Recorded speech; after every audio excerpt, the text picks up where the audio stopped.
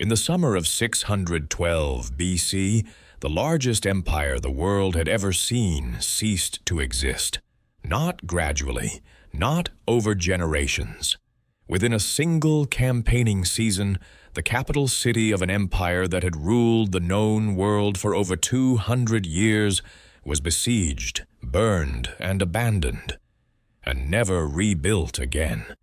Within a decade, an empire of millions had effectively vanished from the map. What makes this story genuinely remarkable isn't just the speed of the collapse, it's that almost no one, including the Assyrians themselves, saw it coming.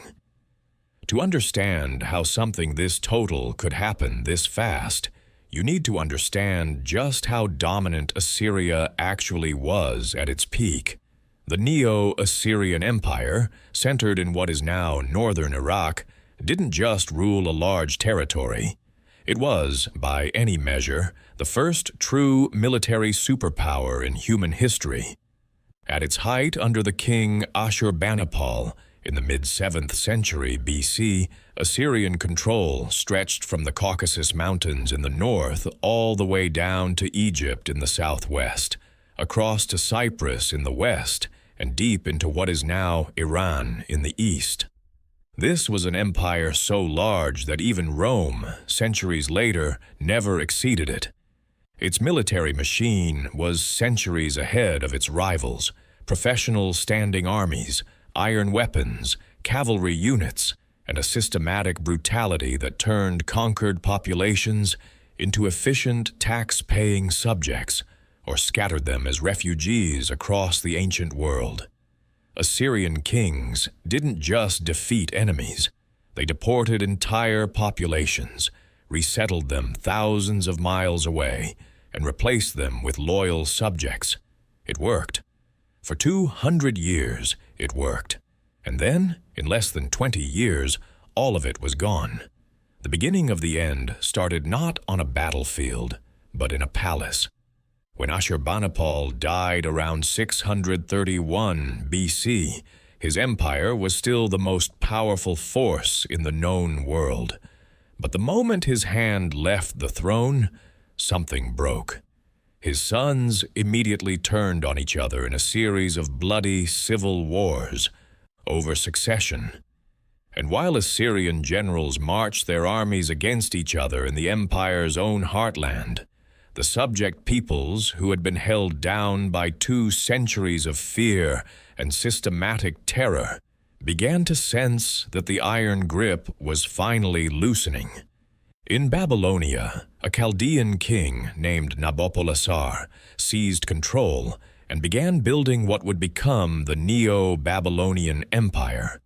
To the east, the Median king Cyaxares, whose own father had been humiliated by an earlier Assyrian campaign, rebuilt his scattered tribes into a coherent military force and waited for the right moment. These were not 2 small armies stumbling into an opportunity.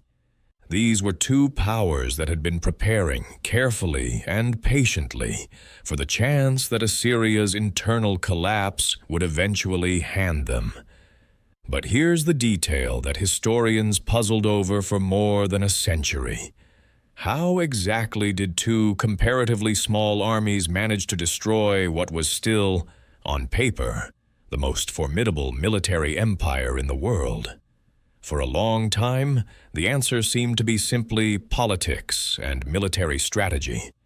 Assyria was weakened by civil war, its resources stretched across too many fronts, its enemies coordinated enough to strike at the right moment. All of that is true. But recent research has revealed a third factor that nobody in the ancient world would have understood or named, and that modern researchers only confirmed within the last decade by drilling into cave formations in what is now northern Iraq. The Assyrian heartland was rain-fed agricultural country. Crops grew, soldiers ate, taxes were paid, all of it dependent on seasonal rainfall. And beginning in the early 7th century BC, the rains started failing. Not temporarily, but in what researchers now identify as a megadrought.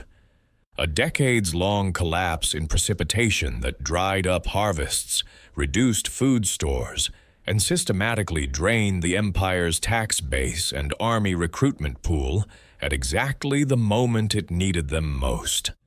At the same time, Babylonia to the south relied on irrigation agriculture from river systems, meaning the same drought that was starving Assyria was barely affecting its enemies. The empire that had built its dominance on feeding and equipping the world's best army was slowly losing the ability to feed itself. Climate change, it turns out, had been quietly dismantling the Assyrian Empire from the inside for decades before anyone showed up to deliver the final blow. The end arrived in 612 BC. A combined force of Babylonians, Medes, Scythians, and a coalition of other long-oppressed tribes converged on Nineveh, at the time the largest city in the world.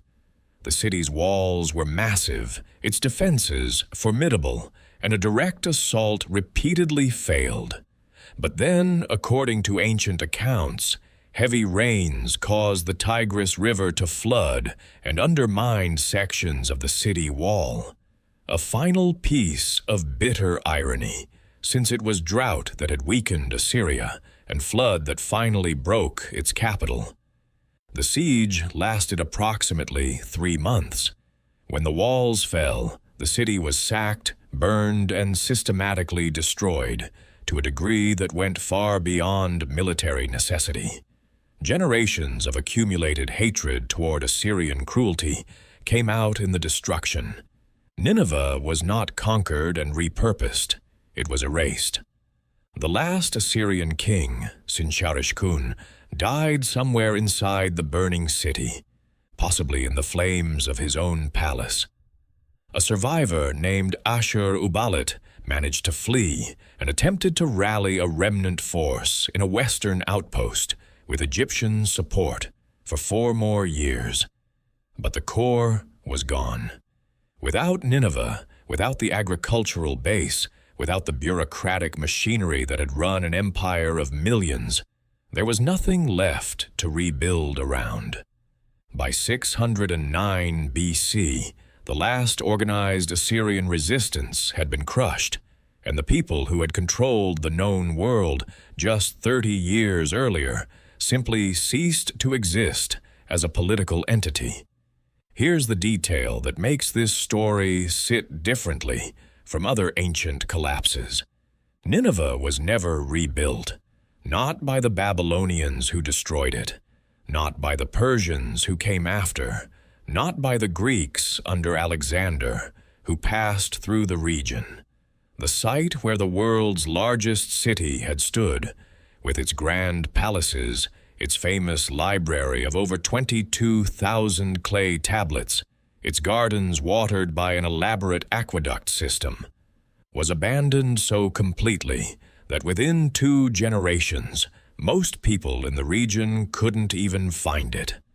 100 years after its destruction, the Greek historian Xenophon marched his 10,000 soldiers past its ruins and recorded them as an uninhabited mound with no name he could identify. What we know about the Assyrian Empire today, their history, their art, their royal inscriptions, comes almost entirely from that library that burned. The fire that destroyed the palace baked the clay tablets inside, preserving them accidentally for 2.5 millennia. Under the rubble, until British archaeologist Austen Henry Layard excavated the site in the 1840s and found 22,000 tablets that had been waiting, sealed in destruction, since 612 BC. The greatest empire of the ancient world left almost no visible trace on the landscape where it once stood. What survived did so only because of the fire that ended it. So here's the question worth sitting with. If the most powerful military machine in the ancient world could vanish this completely in under 20 years, brought down by a combination of climate, internal fracture, and the accumulated hatred of everyone it had ever conquered. What does that tell us about the nature of power itself? Let us know what you think in the comments. And if you want more stories about the empires that shaped the world and then disappeared, from it, subscribe to Chronicle Vault. There's a lot more in the vault.